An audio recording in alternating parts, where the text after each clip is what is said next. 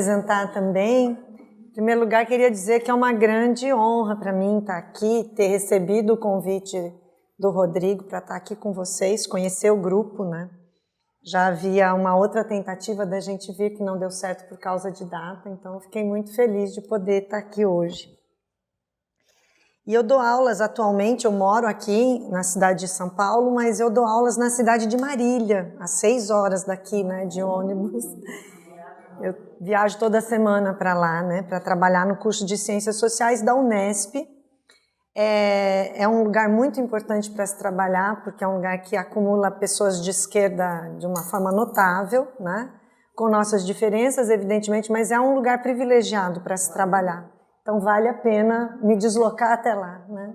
É o meu emprego, é o meu trabalho. Marília.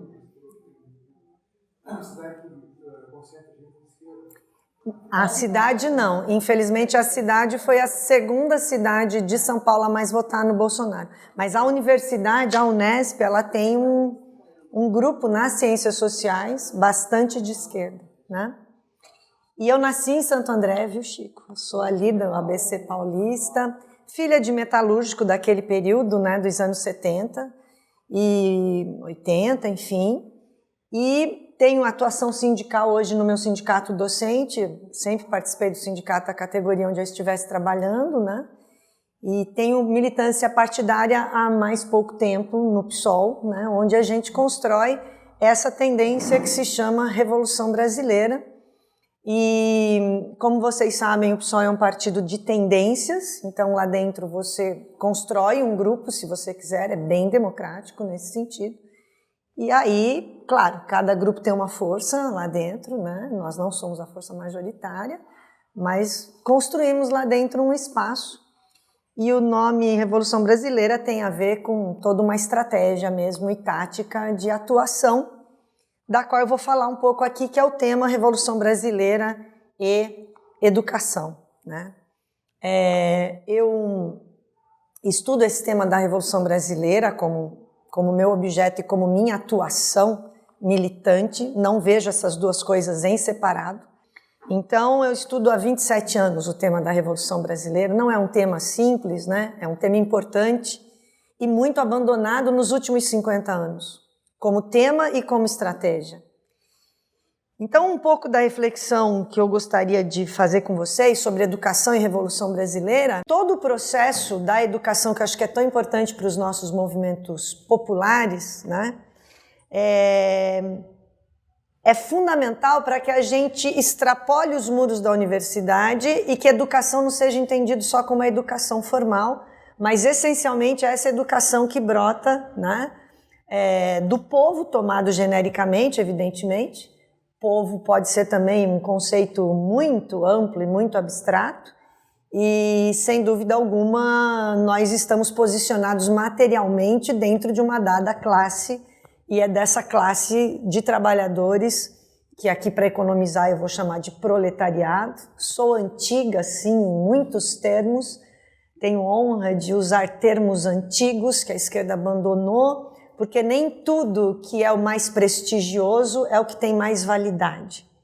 Então também acho que o marxismo é um instrumento importante, teórico, prático, né? Quem entende só como teórico acho que não está entendendo o marxismo, e também perdeu muito prestígio, pelo menos de 1968 para cá, dentro de um fluxo contemporâneo, e especialmente da queda do leste europeu para cá, mas também aquilo que perde prestígio para nós da esquerda não quer dizer que perde validade.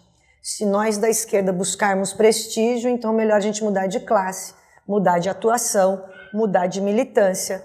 O nosso reconhecimento, o reconhecimento da luta, não é o reconhecimento, né, digamos assim, social, né, do ponto de vista do sucesso. Então, também nós que somos da esquerda não desejamos o isolamento, sem dúvida alguma. Mas em alguns momentos nós temos que saber que a solidão será a nossa companheira dentro do que a gente acredita que é o mais importante. Isso também não quer dizer que nós estejamos numa postura derrotista e que só nos resta a depressão. Muito pelo contrário, se em algum momento o Rodrigo, que conhece muito do que eu falo por aí. A proposta que a gente faz aqui é sempre de muita energia revolucionária, de muita alegria na luta e de muita ultrapassagem do que é esse peso que o capital nos impõe, que não é fácil acordar de manhã todos os dias. Quem aqui? Pois não. Bom, então, a discussão que acho que a gente pode fazer aqui com toda a energia, né, do que significa essa disposição revolucionária, assim, acho que a palavra revolução, ela precisa ser resgatada, porque a tese que eu defendo aqui, que não é só uma tese acadêmica, uma tese teórica, mas da prática, né, da praxis, é a de que a palavra revolução, e especialmente a expressão Revolução Brasileira, ela foi esterilizada no pós-golpe de 64. Essa é a tese, essa é a maneira como a gente vem trabalhando pela constatação empírica, né? Acadêmico gosta muito de formular hipótese e gosta de encaixar a realidade na hipótese dele, e se não se encaixar, danem-se os fatos, viva a hipótese, né? E acho que a gente não pode atuar dessa maneira, a gente tem que formular hipóteses e buscar na realidade a confirmação da hipótese. Se a realidade negar, muda-se a hipótese, né? E não danem-se os fatos. Então isso na universidade vocês já imaginam, já sabem o nível de manipulação que você tem metodológico, que é terrível. E claro que é sempre para escapar de um compromisso mais próximo da realidade. Mas essa hipótese ela é importante porque aí a gente foi buscar no pensamento político brasileiro, no pensamento social brasileiro, e nos partidos e movimentos e sindicatos todos, né, no Brasil, essa manifestação. E o discurso e a prática e a proposta estratégica da Revolução Brasileira, ela era absolutamente presente no Brasil, especialmente de 1945 a 64.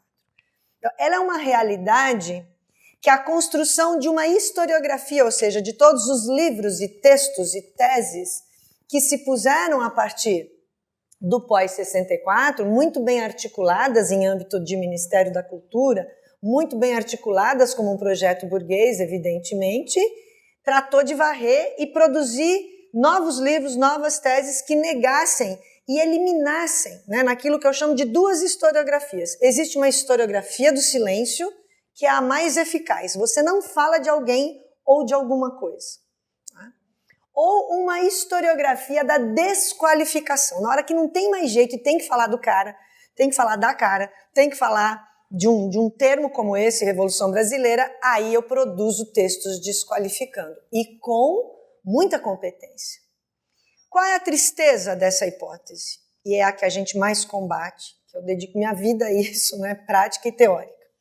E na atuação sindical, partidária, dos movimentos populares, onde der. Né, e temos que estar em todas, não tem essa de estou num lugar só. Né? Todos aqui já falaram vários lugares onde estão. É a de que essa operação da historiografia do silêncio e da historiografia da desqualificação, ela não aconteceu só pela direita, pelas forças conservadoras, mas um dado tipo de esquerda que nasceu no pós-64. E aí eu não vou dizer isso com nenhum prazer, com nenhuma emoção, é uma constatação no nosso campo. E se no nosso campo a gente não tiver coragem de botar o dedo em algumas feridas, a gente vai seguir dizendo que o Bolsonaro ganhou porque ele foi mais competente do que a gente, porque ele convocou, não sei, que cara que mexia com algoritmos do governo lá Trump, das eleições, e nos colocar apenas, entre aspas, como vítimas de um processo da direita, do qual nós somos, sem dúvida alguma, não estou negando isso. Mas a questão é, e o que nós fizemos? Será que tudo que a gente fez não merece nenhum reparo? Não merece de nós nenhum tipo de revisão? Por mais que as nossas concepções ali, nenhum de nós atuou contra nós. A gente atuou acreditando que aquela forma de luta era a mais importante. Mas na hora que a gente sofre essa derrota acachapante, nós não vamos nos rever no sentido de que a gente não é só vítima, a gente também pode ter cometido algum erro estratégico e tático.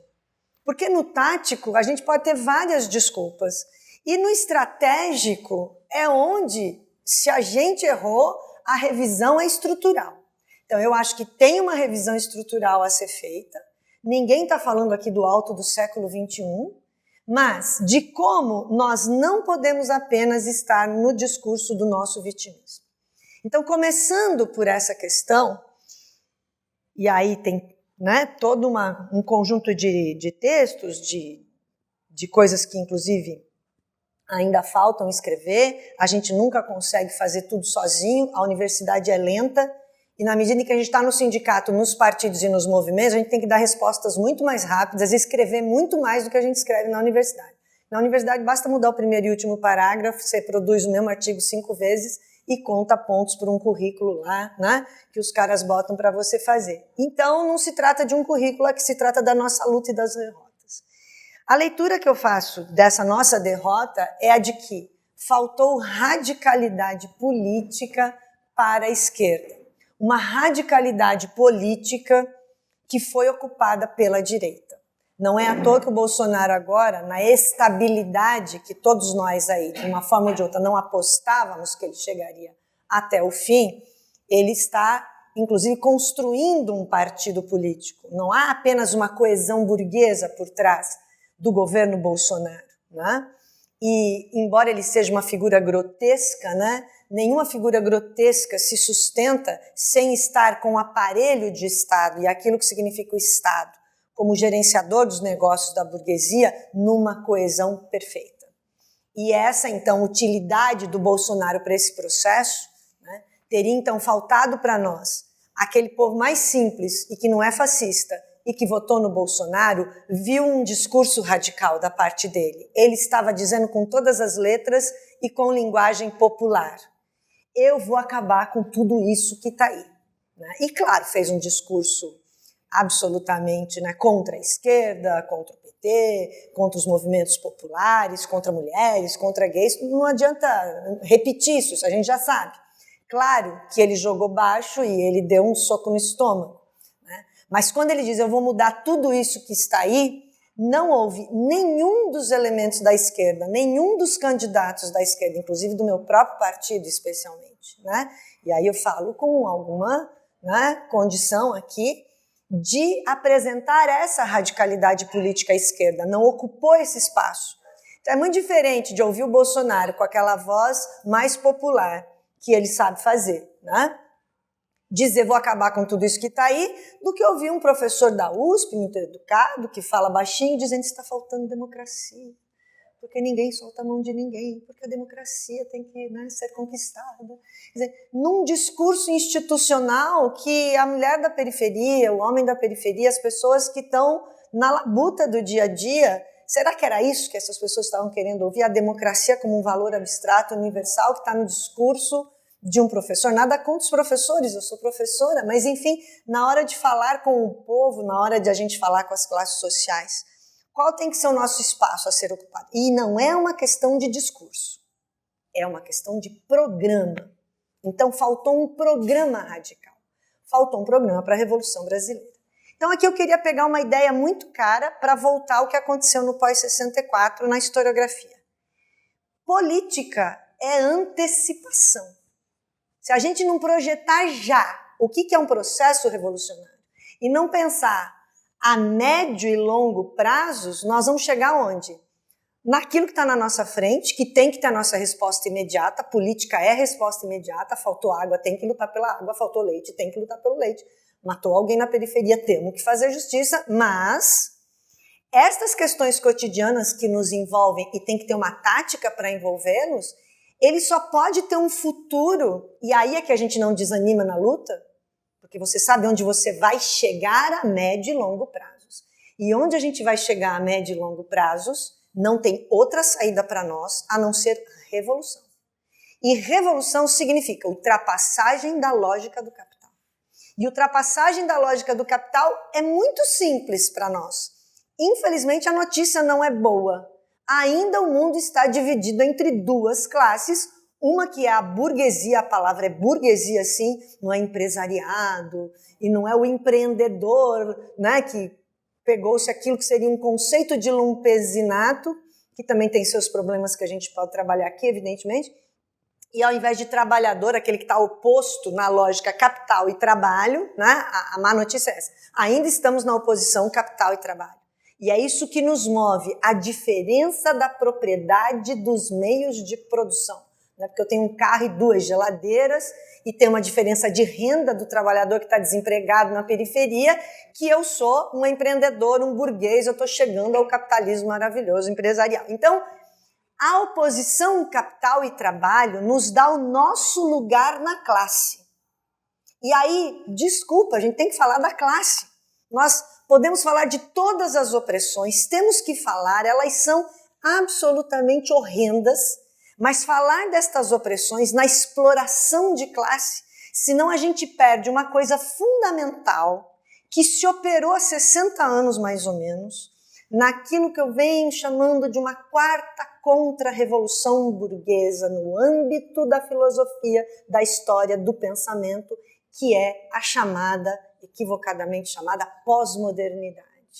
Eu não vou me aprofundar muito nisso hoje, porque demandaria, eu quero um dia passar com vocês das 8 às 18, com uma lousa grande, que eu posso fazer as 4 contra-revoluções. Eu adoro dar esse curso, é uma coisa importantíssima para desarmar, com perdão da redundância, a armadilha dessa pós-modernidade que nos envolve como esquerda e parece que a gente está atuando em favor da nossa classe e a gente está usando a teoria e a prática de uma contra-revolução formulada contra nós que parece que é a nosso favor.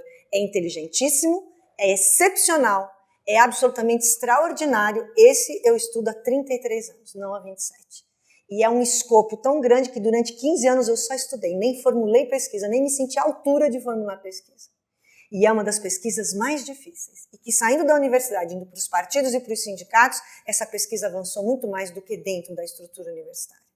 E onde tiver um movimento social, onde tiver um coletivo, onde tiver um lugar para falar disso, eu me dedico 8 horas bem planejadas, marcadas no sábado ou domingo, ou quando vocês quiserem, porque essa é uma estrutura histórica, filosófica e política. Eu me ofereço a vocês nesse sentido, né? Priorizaria isso, se vocês assim entenderem. Não estou apresentando a hipótese total, no debate a gente pode fazer isso melhor, porque eu não quero fugir do tema da Revolução Brasileira, que é o tema que vai enfrentar essa quarta contra-revolução. A burguesia, desde as jornadas de 1848, formulou 4 estruturas filosófico-histórico-políticas contra a classe trabalhadora. É sofisticadíssimo, isso não chega na gente. As ideias dominantes de uma época, elas são as ideias da classe dominante. E elas nos permeiam, entram no nosso DNA como se fossem nossas e a gente repete sem ter a condição imediata, mas com muita labuta, né? Porque estudar é um negócio difícil, é pôr o bumbum na cadeira, é um trabalho difícil também, e mais difícil, claro, é enfrentar a polícia na rua, a gente está lá juntos, né? E não ficar aqui diletantemente. Então, estas 4 contra-revoluções que ocorreram de 1848 para cá, que nos contemplam a cada novo avanço da classe operária mundial, e por classe operária aqui, eu não estou excluindo os movimentos populares, eu não estou excluindo as periferias, eu estou falando da palavra proletário, operário, como o trabalhador mais avançado do nosso tempo, o que está empregado e o que está desempregado, e da perspectiva de atuação daquilo que a gente chama de uma centralidade do trabalho contra o capital. Então não é contra nós, não é que um movimento está contra o outro, um sindicato, um partido, embora isso faça parte da nossa luta. Então, dito isso, essa armadilha ideológica, diria para vocês uma outra frase importante. A ideologia mais difícil de ser combatida é aquela que se apresenta como não ideológica. Então, a escola sem partido é a escola com partido, do Bolsonaro, né? A escola com partido, do PSDB, a escola com um dado partido que parece fazer um discurso anti-ideológico.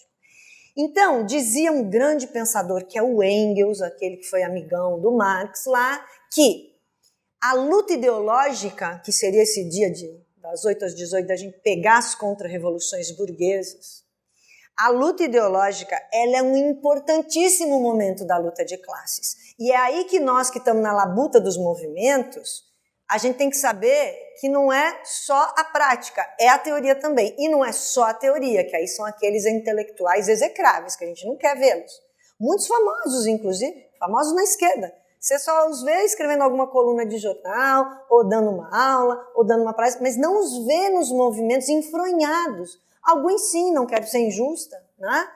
Mas outros não, a grande maioria não. Então, porque você tem que vir aqui sentir o cheiro do povo, não é na internet, só no YouTube, canais de YouTube. Eu também não desprezo youtubers, eu acho que eles têm uma linguagem para a juventude que é importante, mas quando fica com o pijama só atrás ali do youtuber também, né? Quer dizer, eu acho que a gente tem que valorizar o instrumento, mas não ficar entregue ao instrumento, ter uma proposta, um programa, no caso do Brasil, da Revolução Brasileira. Eu sou internacionalista e eu sou nacionalista, na relação dialética dessas duas coisas. Por quê? Porque o entendimento que eu tenho da Revolução é de que a Revolução tem vocação internacional, porque tanto a burguesia quanto o proletariado são classes internacionais. Então, nenhuma revolução se dá na luta de classes sem ser internacional. Mas a revolução tem vocação internacional, mas se realizará em cada espaço nacional. É na nação que nós estamos atuando. É onde a gente tem ou não tem direitos, é onde a gente tem ou não tem a nossa luta, é onde a gente está trabalhando como a nossa nação, o nosso país. Então, nós temos conversado muito na Revolução Brasileira, né? E nós nos autodefinimos como nacionalistas revolucionários. Em que medida? Na medida do que a Revolução Cubana ensinou, na medida do que a Revolução Russa ensinou. Mas nunca como estas duas revoluções sendo transpostas automaticamente para o caso brasileiro. Esse é um grande erro. E quando as internacionais, que eram iniciativas excepcionais, tentavam trazer um modelo único para implantar, foi onde tudo deu errado. Então não é correia de transmissão. É a Revolução Brasileira sendo pensada a partir da classe operária brasileira, com as diferenças de renda com a classe média, que não é diferença de propriedade de meio de produção. Proprietário de meio de produção, de meios que produzem, né, aquilo que é o fruto do capital, a mercadoria, é a burguesia. Nós vendemos nossa força de trabalho, ou nem temos condições de vendê-la porque nós estamos desempregados, e aí é que nós temos que ter táticas para essa estratégia, que a gente pode discutir aqui no intervalo, né? E, portanto, ela tem vocação internacional, mas ela se realizará no espaço nacional. Então, a gente conclama, sim, isso é polêmico, talvez alguns de vocês não concordem, mas a gente não acha que o nacionalismo é uma bandeira só da direita. A direita usa bem essa bandeira. E se nós deixarmos, não é uma disputa de narrativas, não é uma disputa da bandeira nacional verde e amarela, né? Tanto que a gente tem um verde e amarelo aqui de propósito, mas o vermelho prevalece, tá certo? Porque a gente reivindica que a questão verde e amarela, ela não pode só, e isso muito o golpe de 64 fez, parecer que era só uma coisa da ditadura. E, inclusive, a gente tem um foco de definição de 4 nacionalismos. O nacionalismo militar, que muitos acham que está morto, mas há indicativos de que ele pode renascer, embora a ditadura tenha, né, massacrado, e esse grupo sabe muito bem. O nacionalismo, que a gente chama de reformista, que foi um pouco o governo Jango, né, situações que aconteceram no pré-64. O nacionalismo popular, que esse é um dos mais importantes, mas não necessariamente socialista ou comunista, e o nacionalismo revolucionário, né? E isso na América Latina tem milhares de produções historiográficas, e no Brasil foi enterrado pelo golpe militar. E por um grupo de intelectuais, esses, muitas vezes, bem-vindos por nós, nomes famosos que eu vou falar aqui agora, e que é polêmico, que eu vou dizer, já aviso, peço licença poética. Estudaram as nossas custas? As nossas custas com verba de quem, Chico? Com verba da Fundação Ford, com verba da Fundação Kellogg's, com verba da Fundação Rockefeller, dentro das universidades estaduais paulistas. Eu pago um preço desgraçado por dizer isso, mas pago com gosto. Por quê? Porque se não criticarmos o que foi o SEBRAP, que é um instituto absolutamente... Para criticar o SEBRAP, tem que ter esses 27 anos antes Tá? Alguém perguntou alguma coisa, tá lá, tá tudo explicado, pesquisado, e falta muita coisa ainda, evidentemente, mas quando a ditadura bota na cadeia, ou tortura, ou mata, ou exila um grande conjunto de brasileiros que estavam na luta, derrubaram o seu sangue por nós, literalmente, ou ficaram traumatizados na tortura, ou ficaram 14, 15 anos longe do Brasil. Imagine que amanhã a gente tem que fugir e vamos ficar 15 anos fora do nosso país, da nossa família, da nossa casa, dos nossos livros. Imagina o que foi essa geração. Essa geração, me desculpe, eu vou do alto do século XXI, errou aqui, errou ali, errou lá. Não, eu olho, vejo o que era a estratégia, digo o que é que eles estavam acreditando, avalio e digo, bom, se errou ali, como é que a gente supera aqui? Não é com o SEBRAP, não é com Fernando Henrique Cardoso e o quadrúpede que eu chamo, a teoria, né, da dependência associada ao capital estrangeiro, ele é o formulador competente disso. O Francisco Verfort, com a teoria do populismo, que tantos nós da esquerda usamos esse termo que não é nosso.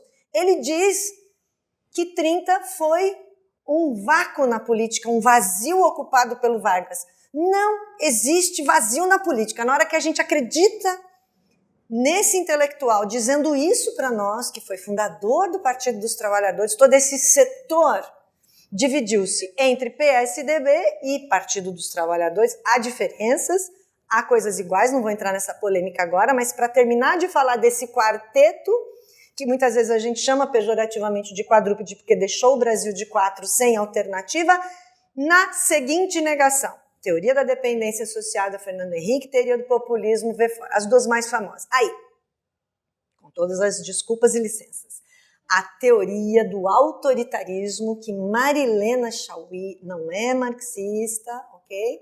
Ela é uma existencialista de origem não francesa, alemã, é uma intelectual extraordinária, mas não está no nosso campo, embora pareça. Então, também pago meu preço ao dizer isso, teoria do autoritarismo. E a teoria do autonomismo, também um grande problema para a organização dos trabalhadores, uma teoria que vem do maio de 68, que nesse dia das 8 horas aí a gente vai destrinchar o maio de 68, que aqui eu só vou dizer uma pontinha, o autonomismo como rejeição de vanguarda, o autonomismo como rejeição da classe operária, o autonomismo como ausência, parece muito democrático, mas é a ausência total de direção. Direção de um intelectual? Não, direção da classe trabalhadora. É isso que está na confusão da USP, financiadas estas 4 teorias ao longo de 20, 25, 30, 40 anos que o SEBRAP ainda existe. Eu não estou desqualificando todos que estejam lá, mas eu estou dizendo o seguinte, teve gente que derramou o nosso sangue e foi embora daqui proibido de voltar, e esse pessoal que ficou no SEBRAP foi financiado pelos países que deram o golpe aqui.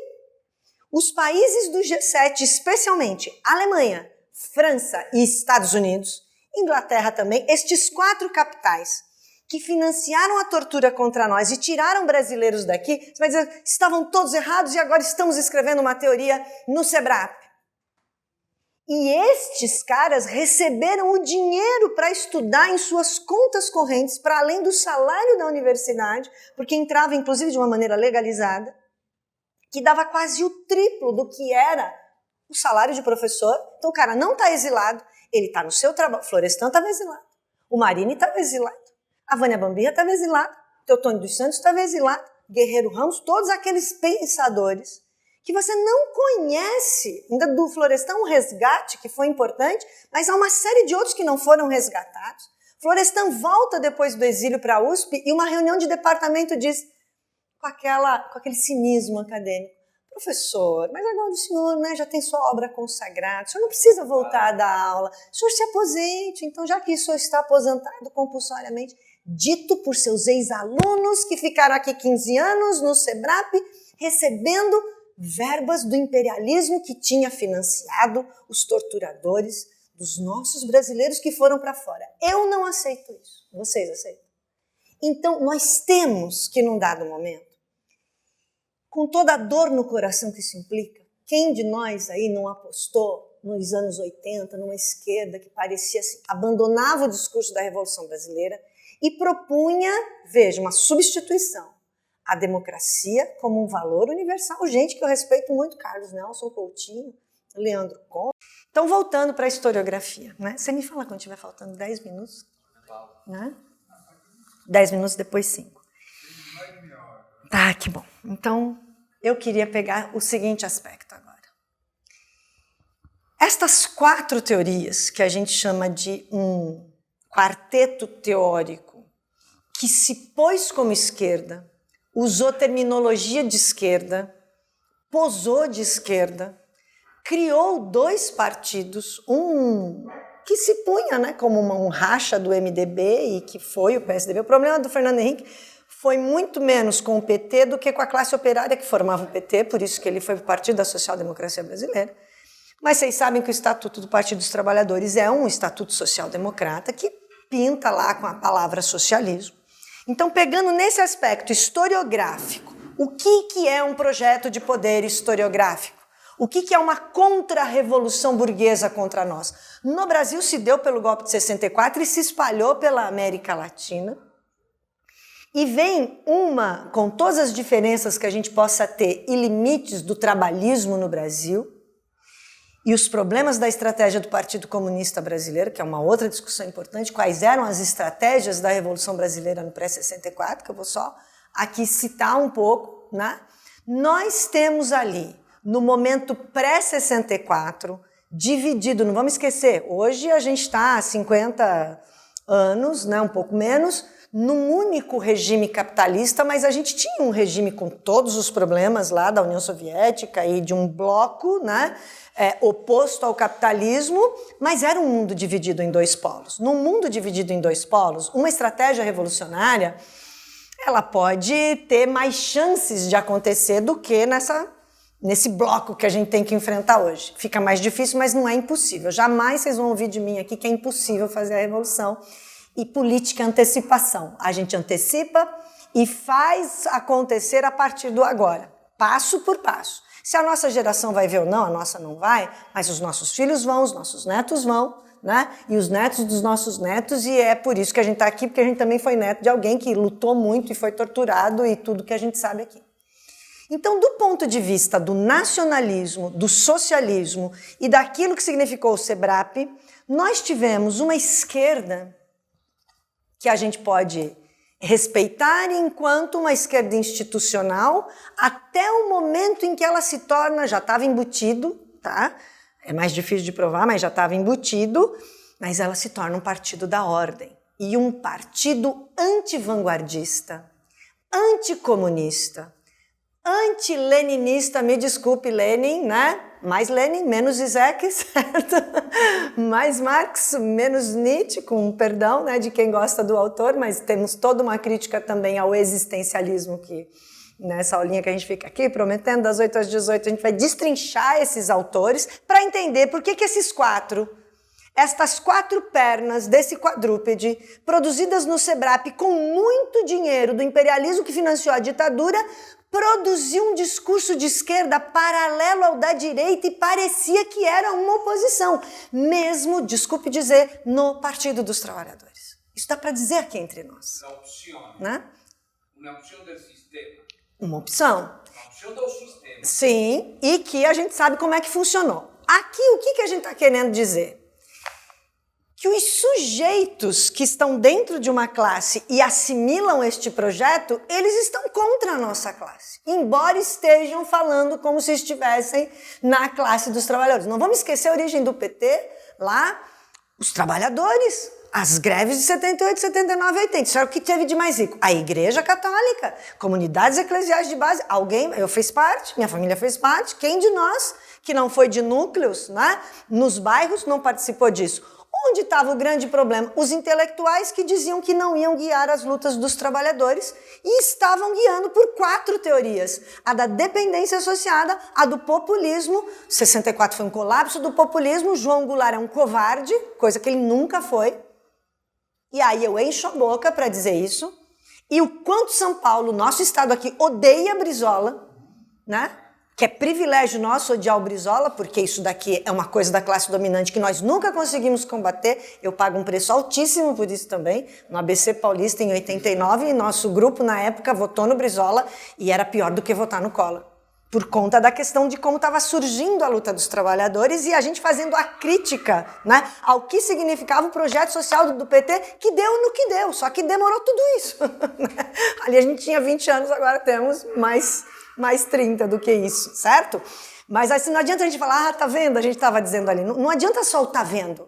A gente tem que estar à altura da nossa época e produzir muitos textos explicando isso. Não é textinho com nota de rodapé que vai citar todos os autores, embora tenha que citar os autores, tenha que ter pesquisa, tenha que ter uma série de... Mas é o texto para a luta da gente, que não é aquele texto que você só vai conseguir ler num Congresso Brasileiro de Sociologia. Porque se eu for... Os caras da Sociologia do Trabalho me cortam em todas as bancas. Sei lá, tenho uma certa... Eu me honro disso, porque eu sei que me prejudica profissionalmente, mas então é porque a gente está numa direção que não é a direção acadêmica, é a direção popular. Né? E aí o popular e o revolucionário, eu não vou fazer muita diferença aqui hoje, mas há diferenças importantes. Então o que acontece? A estratégia da Revolução Brasileira do pré-64, nós tínhamos basicamente duas. Uma era mais ali em torno do Partido Comunista Brasileiro, mas a AP, a Ação Popular, também um pouco nessa direção, embora com uma tendência mais maoísta, chinesa, popular, católica, né? Quer dizer, a Igreja Católica sempre naquele momento com uma onda muito importante revolucionária. A tortura que se fez com os membros da AP era muito mais violenta do que com outros membros por uma questão de rigor, né? Para aqueles que acreditavam, né, em Deus, quer dizer, uma coisa absolutamente execrável, né, que tinha até diferenças de tortura. Militares nacionalistas foram pior ainda torturados com coisas mais horrendas do que isso. Então isso daí, nesse grupo sábio, eu não preciso dizer, né? Quando eu estou na juventude lá, na nossa aula, os carinhas de 18 anos, a gente tem que explicar melhor isso aqui, eu não preciso. E a segunda estratégia, a primeira estratégia é mais democrático-popular, num sentido de que havia uma burguesia brasileira interna que se associava a uma burguesia internacional, mas podia ainda não se associar. Acreditava-se numa possibilidade de autonomia do nosso capitalismo, então, para o socialismo acontecer, primeiro os trabalhadores tinham que apoiar a burguesia e depois de apoiar a burguesia que podia ser feita a Revolução Proletária. Isso era um grande equívoco, porque desde 1871 não era mais possível fazer uma revolução de proletário apoiando a burguesia nacional que desse certo, porque desde 1871, né, com o exemplo prussiano-alemão, provou-se que uma classe burguesa nascente com uma classe atrasada do campo, né, a classe latifundiária, eles se unem e massacram a classe trabalhadora, desde 1871, que não por acaso é o ano da Comuna de Paris, que aconteceu muito antes da Revolução Russa de 1917. Então, veja como na hora que a gente tiver numa lousa grande, uma coisa assim que a gente possa ampliar e mostrar todo o andar de baixo das lutas proletárias e todas as contra-revoluções burguesas, né, nesses últimos 200 anos, sabe assim, 200 anos de história, parece que a gente não pode ver em 8 horas, né? Podemos. Podemos com um método. O método se chama metanarrativa. Não sei se vocês já ouviram falar. E essas teorias pós-modernas, elas querem só narrativas. E olha que no nosso discurso de esquerda a gente vamos disputar a nossa narrativa, vamos fazer a nossa narrativa. Cuidado, faltou vontade política, vamos desconstruir, né? A gente vai falando umas coisas, vamos ressignificar. Então assim, o Zizek vem, ressignifica o Lenin e tira toda a revolução do Lenin. Tudo bem, a gente vai respeitar o Zizek, porque ele é um intelectual que está tentando falar da revolução, mas não está dando muito certo, etc. e tal. Então entendam aqui, nas ponderações, ponderem tudo que eu estiver dizendo, porque lógico, em uma hora a gente está aqui, talvez não fazendo... Boa tarde, bem-vindo. E talvez a gente não consiga fazer em uma hora todas as mediações de um raciocínio dialético, que são muito importantes, e que fiquem muitas dúvidas e que a gente continue isso no debate, mas onde que eu estou querendo chegar? Nas estratégias da Revolução Brasileira que eram do pré-64 perfeitamente passíveis de execução. Como? Com a organização da classe trabalhadora e do campo, que hoje, inclusive, o nosso campo já está mecanizado. E toda a questão da nossa fronteira agrícola e a desindustrialização que veio de 94 para cá, nos faz ser compradores de ferramentas e de máquinas. As maquiladoras, a gente só monta, a gente compra da China, a gente compra dos Estados Unidos, nem mesmo industrialização a gente tem. Portanto, não é uma descoberta do Haddad que não tem mais uma burguesia brasileira. Que vergonha aquele dia que ele falou isso, né? Foi uma vergonha para qualquer pessoa digna nesse planeta, o cara descobrir naquele dia que não existe uma burguesia brasileira. Parece que não existe. Então, assim, para nós como esquerda, veja, não existe uma burguesia nacional que possa fazer uma revolução brasileira autônoma, nunca. A gente já nasce no processo de reprodução ampliada do capital inglês, do capital francês, naquilo que a gente chama de processo de acumulação primitiva de capital. Ah, isso é uma aulinha bem legal também, porque aí ninguém mais vai vir na nossa cabeça e dizer assim que tinha um feudalismo brasileiro que a gente tinha que superar com uma revolução burguesa e que só depois disso podia ter uma revolução proletária. No meio do caminho teve o golpe de 64. Aí vem o Francisco Verfort, com verba da Ford, me dizer o quê? Que aquilo foi um colapso porque a esquerda errou e líderes populistas tinham enganado as massas. Veja, eu estou dizendo, principalmente aqui em São Paulo, e a hegemonia historiográfica é especialmente paulista, é especialmente uspiana, porque a USP é criada em 1934, muito antes da Unesp, muito antes da Unicamp, em todo um outro processo, tá certo? E nós vamos acreditar numa teoria que vai dizer que tinha feudalismo, e claro que grandes autores também disseram isso, eu não estou falando só do Verfort, né? Num dado momento, um nacionalista militar, que é o Nelson Werneck Sodré, falou isso também, né? Mas sempre com um objetivo revolucionário, mas estava errado. E aí a gente não pode dizer que um autor estava errado? Claro que a gente pode dizer. Só que nós temos que provar com a nossa prática. E para provar com a nossa prática, eu não posso ir lá na Associação Brasileira de Sociologia ou com os meus amigos diletos da Sociologia do Trabalho, que eu gosto muito, e a gente disputar numa mesa. E aí tem um público que está lá para marcar o látis dele para ir embora. Depois ninguém está interessado em fazer revolução. Então, às vezes, a gente é escolhido como um comentador de uma mesa e vai detonando. Mas onde é que estava a revolução aqui? Revolução? O que é isso? Então, vou voltar à hipótese inicial para encaminhar para esse encerramento, para esses 20 minutos finais, né? A segunda estratégia da Revolução Brasileira, fora essa de uma revolução democrático-burguesa que provou a sua ineficiência, era uma proposta da transição socialista direta.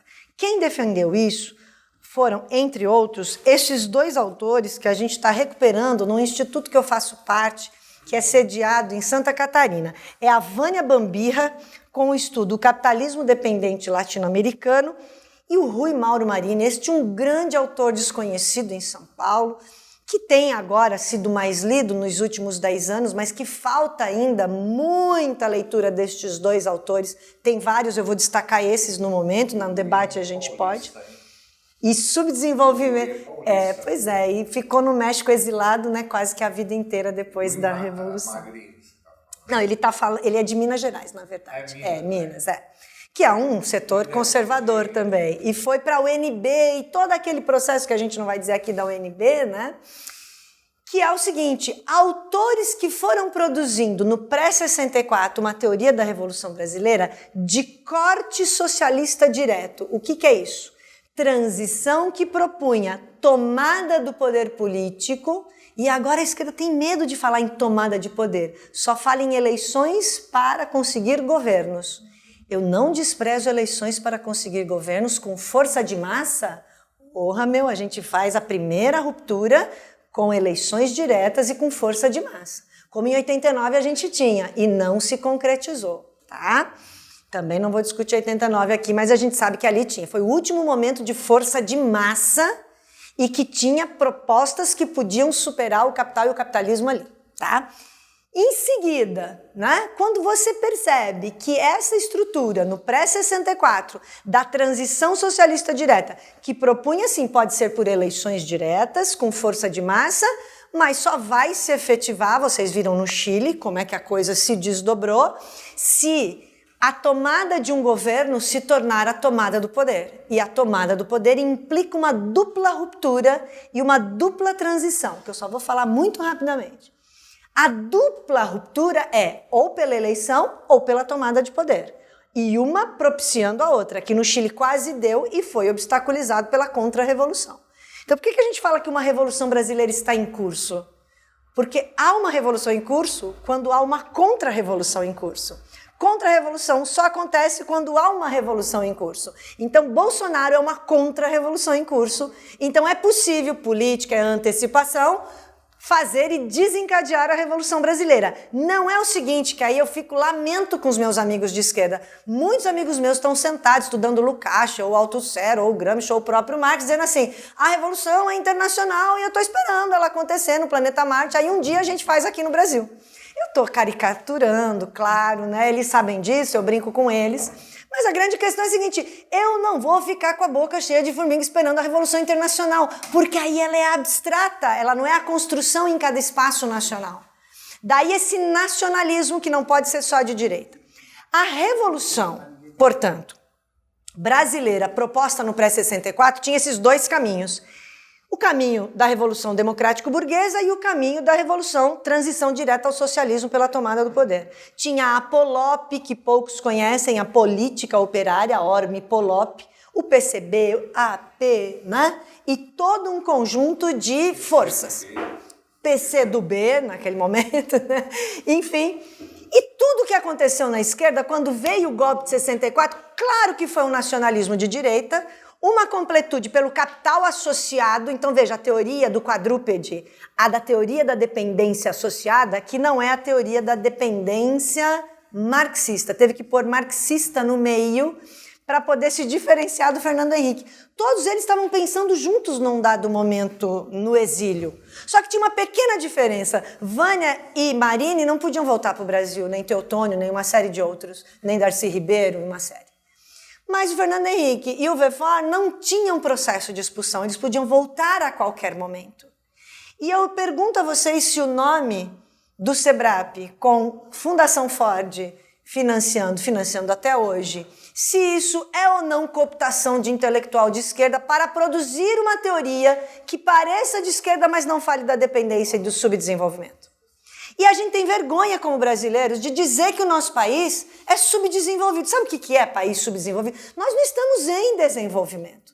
Nós estamos na franja, que não é a periferia, é a franja do processo de produção, de domínio imperialista. Então não tem essa coisa também do capital imperialismo, o imperialismo que se dissimulou, a geopolítica não sei de onde, não sei de mais do que no campo das relações internacionais surgem 1000 teorias que nos enganam. A questão é oposição, capital e trabalho, o grupo do G7 que está mais fortalecido do que nunca, a China, que é um caso específico, no debate a gente pode falar um pouquinho dela, mas que não é esta força daquele ponto de vista do capitalismo, e o nosso capitalismo subdesenvolvido e dependente.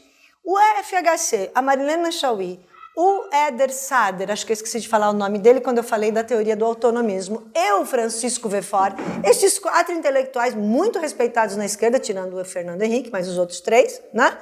E o Fernando Henrique, sim, né, não é identificado como um Bolsonaro, mas como um social-democrata de direita, digamos assim, mas este quadrúpede, né, eles falavam do atraso e do autoritarismo. É um país atrasado e autoritário. A ditadura é atrasada e autoritária. Me pergunto, por que é que eles não tiveram processo de expulsão dizendo isso? Por que é que verbas estadunidenses os financiavam? Desculpa, gente, mesmo com todo o prestígio que eles ainda têm hoje, os que ainda estão vivos, o Éder morreu muito cedo, tá certo? Eles não estavam no nosso campo, eles não estavam no nosso lado, e eles confundiram o nosso lado. Para quem foi torturado, preso, voltou em 79, claro que uma estabilidade democrática era muito importante. Isso eu faço questão de dizer em todos os dias que a gente vai na Comissão da Verdade. Mas nunca era mais a hora da Revolução Brasileira. A Revolução Brasileira da transição socialista direta foi substituída pela expressão democracia como valor universal. Como se democracia pudesse ser da burguesia e do proletariado tudo junto. E o que importa, e claro que o stalinismo teve problemas tremendos, mas stalinismo foi confundido com marxismo, jogado na mesma lata do lixo da história, como se fosse a mesmíssima coisa. Então a criança foi junto com a água do banho, e aí o maio de 68, que a gente acha que é revolucionário e é extremamente conservador. Desculpa, essa tese é bem difícil de provar, e aquele dia das 8 às 18 a gente vai falar disso, e hoje também, a gente já vai abrir, eu tenho até meia-noite, não sei vocês, mas enfim, que é o seguinte, o maio de 68 se rende a uma expressão horrível para a esquerda, que é o chamado futuro ausente. O futuro está ausente, nem capitalismo, não sou capitalista, nem socialismo. Eu quero o quê? O ser e o nada. É o existencialismo nietzschiano que vinha brotando. Aí, desculpa, um outro autor adorado pela esquerda, vou fazer todas as mediações, não me odeiem agora, só depois, né? Mas que vem na linha do Nietzsche, que é o Foucault, mexi com o vespeiro, mas guardem essa, licença poética, tá ok? E toda esta grande bolha ideológica nos envolvendo nos jogou para aquilo que seria as rebeldias, as transgressões individuais. Está superada a teoria das classes sociais de Marx, diz o maio de 68. Cada um de nós pode fazer um pouquinho, uma micropolítica. É impossível tomar o poder de Estado. E, claro, como as opressões são reais, esse discurso parecia muito real e muito importante. Eu transgrido me resignando. Então, um conceito que eu desenvolvi é o da transgressão resignada. O que adianta transgredir se eu estou me resignando a não estar coletivamente, às vezes chama coletivo, e cada um está atuando em força própria. E que as redes, quem colocou, desculpas, quem ainda tem, tira hoje à noite, tá? Lembra que apareceu um perfil no Facebook que era assim: se fere minha existência, serei resistência. Eu tenho uma coisa muito crítica em relação a isso. Primeiro, é minha, então é a concepção liberal de liberdade. A minha liberdade vai até a tua na concepção liberal burguesa. A do marxismo, a de um comunista, eu nem falo socialismo, porque comunismo é o objetivo final, política e antecipação, né? Para um comunista, enquanto o outro não tiver liberdade, ele também não tem. Não é que a dele vai até a do outro, não tem um muro aqui. Então, isso é a primeira liberdade. Aí é duro, né? Você ficar só transgredindo resignadamente atrás do Facebook, de pijama, dizendo se fere a minha existência. Eu não tenho existência, eu tenho classe. Existência, o existencialismo dos anos 1900 até 1968, que aí do Nietzsche passa para o Foucault, tem coisas de Lacan, psicanálise, que a gente adora, que a gente gosta, que está na esquerda, com todas as licenças poéticas. Veja os vesperos que eu estou mexendo, as licenças poéticas estão postas.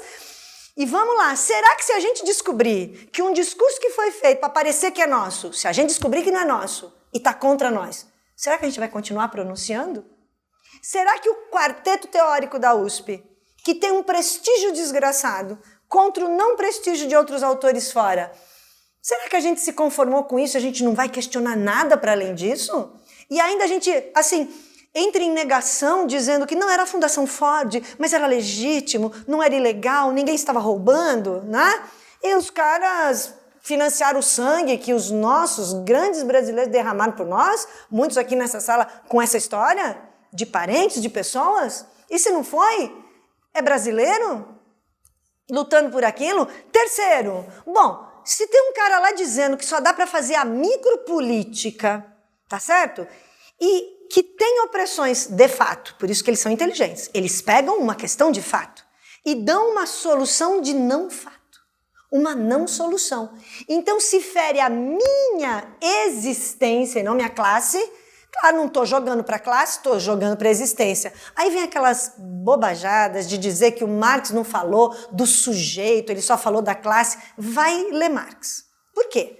Porque lá nas glosas críticas marginais, ao artigo Rei da Prússia e a Reforma Social, lá na crítica à filosofia do direito do Hegel, nos manuscritos econômicos e filosóficos, pega esses textos, gente, é delícia de ler. Ele inclusive tem uma fala, leia o Manifesto Comunista de novo hoje, né? Eu sei que aqui todo mundo leu, né? Ele tem uma licença poética, ele fala de uma maneira literária, ele tem expressão literária. Ele é um grande autor, como Nietzsche é um grande autor, nós não estamos falando aqui de amador, estamos falando de profissionais, só que Nietzsche não está na nossa perspectiva aí, o Marx está. Então é dois monstros, percebe? Gente grande, cachorro grande lidando. E não é que eles né, até existiram num dado momento, numa mesma época, né? 3 grandes pensadores existiram quase que na mesma época, sem se conhecer ou, né, se combatendo. Nietzsche, Weber e Marx, só que está 2-1 contra nós. Né? Então, essa expressão, né, que eu me empolgo aqui de dizer, que há vida revolucionária para ser resgatada e que não é o fim da história, não é se fere a minha existência, serei resistência. A palavra resistência, que é tão cara para nós, nas comissões da verdade, ela é importante, mas ela não é tudo. Ela é uma parte. Se a gente parar na resistência e não avançar para além da resistência, nos colocam contra a parede. Quando nos colocam contra a parede, eu vou lá e derrubo a parede. Mas nem todo mundo derruba a parede. Derruba com a mão, com a unha. Mas quando você vai sendo empurrado na resistência, se você está num morro, você cai. Então, na hora que a gente faz o discurso da resistência, não estou dizendo para a gente não fazê-lo, entende, gente? Mas ele é absolutamente insuficiente. Então, esse perfil, se fere minha existência, serei resistência, ele não considera a classe. E classe é o seguinte, não é uma oposição, quem luta por uma causa ou quem luta pela classe.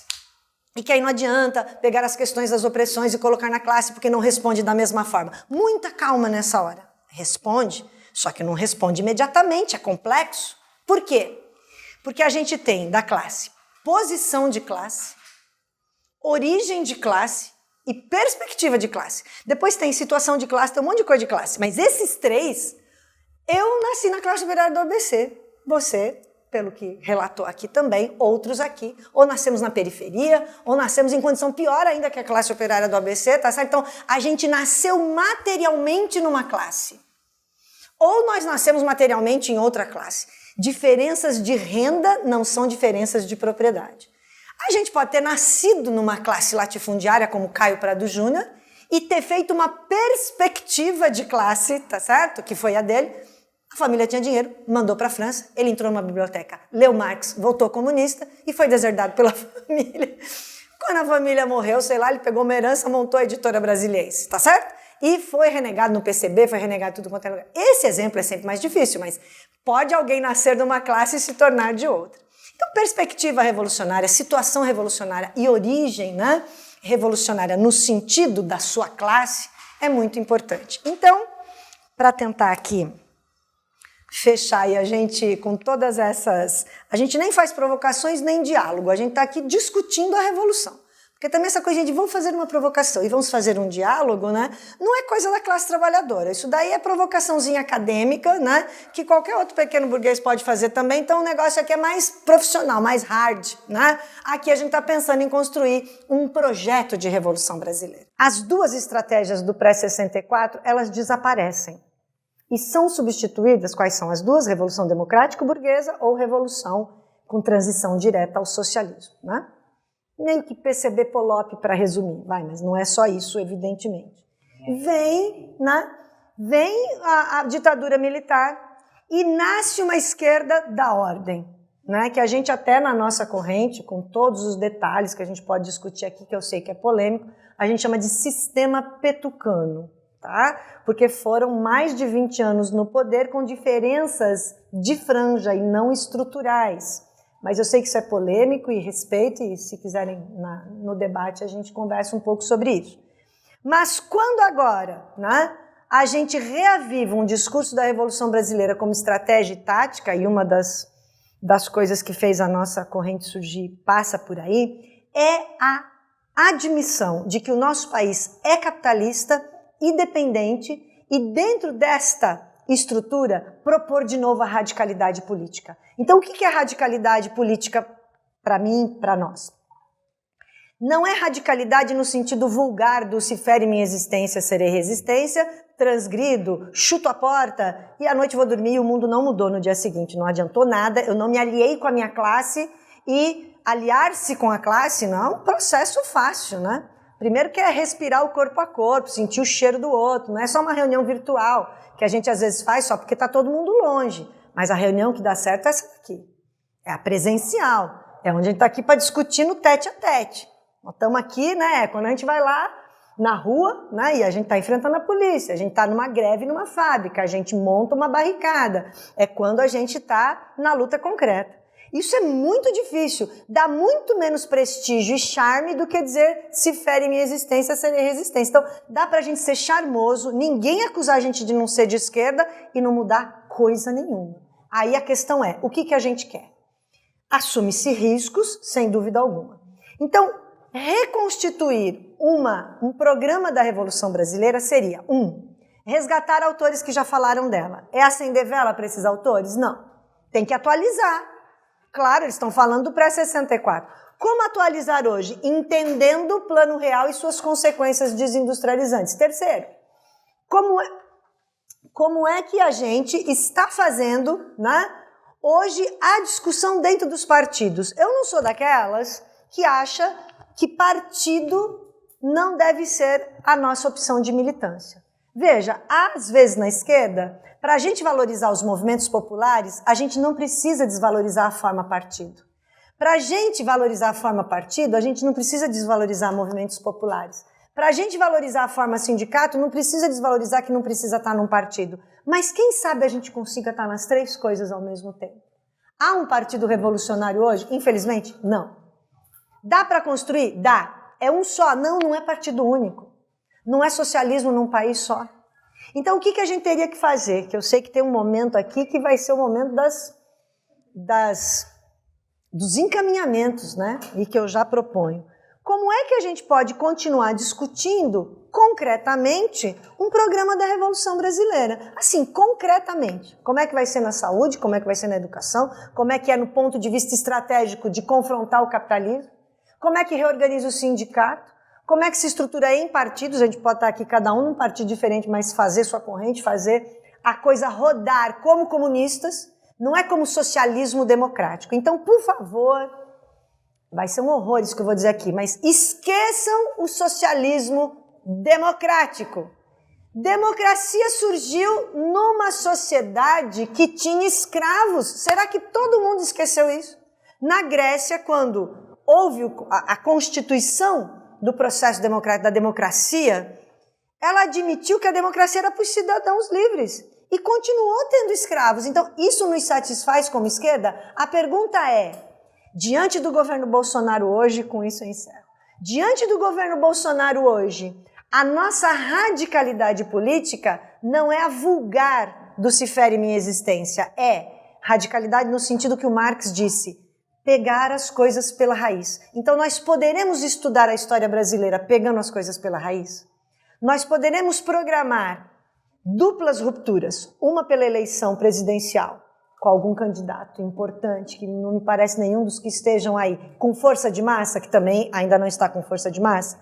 Tem um proto-fascista que pode se tornar fascista se a gente não abreviar isso. Então, há um perigo do fascismo, é um proto-fascismo. Se a gente conseguir força de massa eleitoral e depois ruptura do poder, a gente chama isso de dupla ruptura, aí vem a dupla transição. A dupla transição é um governo revolucionário de trabalhadores onde ainda existe a burguesia, mas você começa a retirar dela por força popular a sua propriedade dos meios de produção. É expropriá-la. Não estou falando da luta armada aqui, que eu sei que é um negócio difícil, mas matando a gente está a burguesia, né? E a segunda transição, claro, a ditadura sim, esquece democracia, vamos parar com esse papinho de pequeno burguês e de burguesia que quer nos enganar nas 4 contra-revoluções. É ditadura do proletariado, contra quem? Contra o proletariado? Não, contra a burguesia, a ditadura que ela faz contra nós e que ela chama de democracia. E nós vamos cair nesse papinho democrático? De forma alguma, gente. Então, nós teríamos que pensar aqui com toda humildade que nos cabe. Ó a quantidade de gente que tem nessa sala. Vocês falaram pouco? Que isso aqui não é pequeno, não. A quantidade de gente que está aqui nessa tarde de sábado é louvável diante do retrocesso que a gente está vivendo em nível de contra-revolução. Imagine isso aqui se multiplicando com a gente sabendo que política é antecipação. 4ª vez que eu falo. Não esquece disso, dorme pensando nisso hoje. Se política é antecipação, eu tenho que pensar o programa da Revolução agora. Então não me vem com aquele papinho, não é a Revolução Brasileira em 79.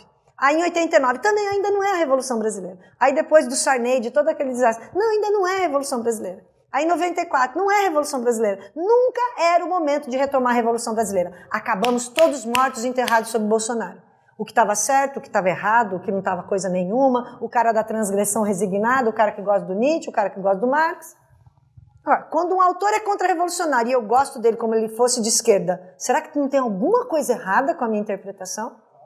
Né? Quando um cara está lá só falando da Revolução Proletária, eu digo ele está ultrapassado, será que não tem alguma coisa errada com a nossa luta?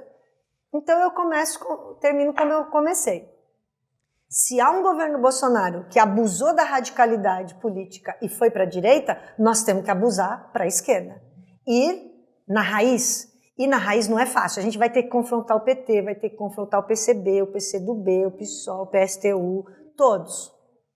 Entendeu? E aí é construindo correntes, é construindo movimentos populares, porque sociais, quem deu esse nome foi o Maio de 68. Porque o Maio de 68 odeia a palavra popular. Odeia. E odeia a revolução. Então ele substituiu as duas. Então quando a gente começou a falar de nacionalismo, tira o nacionalismo, historiografia do silêncio, historiografia da desqualificação. E, gente, eles operam desqualificações bravas para cima da gente.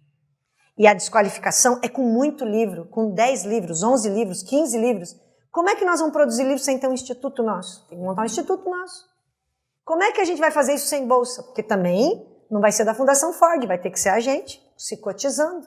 Só que a gente tem muito menos dinheiro do que eles. Então, o que é contribuição militante? Quem é militante sabe. Tem que contribuir com algum por mês no lugar onde você está, tá certo? Se é 10%, se não é, se é o dízimo, não importa. Cada um vai ver como é que faz. Então, eu acho que a radicalidade política e a Revolução Brasileira são perfeitamente passíveis. Eu me coloco à disposição desse grupo.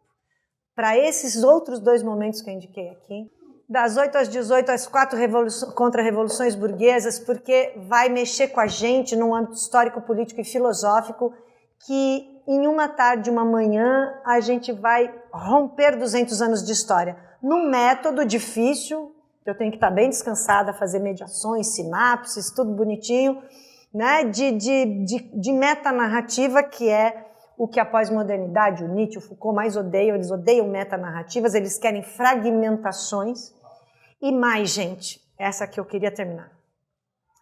Essa angústia que a gente levanta todo dia para enfrentar o dia, que é uma angústia do capital, a gente resgata e supera quando a gente conhece os nossos autores e a leitura desses autores, não como Bíblia, mas como fonte filosófica de energia revolucionária que diz assim, poxa, é possível mudar o mundo, não é só uma utopia, eu não estou só fazendo isso para me transgredir resignadamente, não é individual, é coletivo. Quando a gente percebe que esse programa é possível, dá uma alegria desgraçada, que é um dos motivos de eu estar aqui essa tarde com vocês, tá bem? Vamos festejar isso.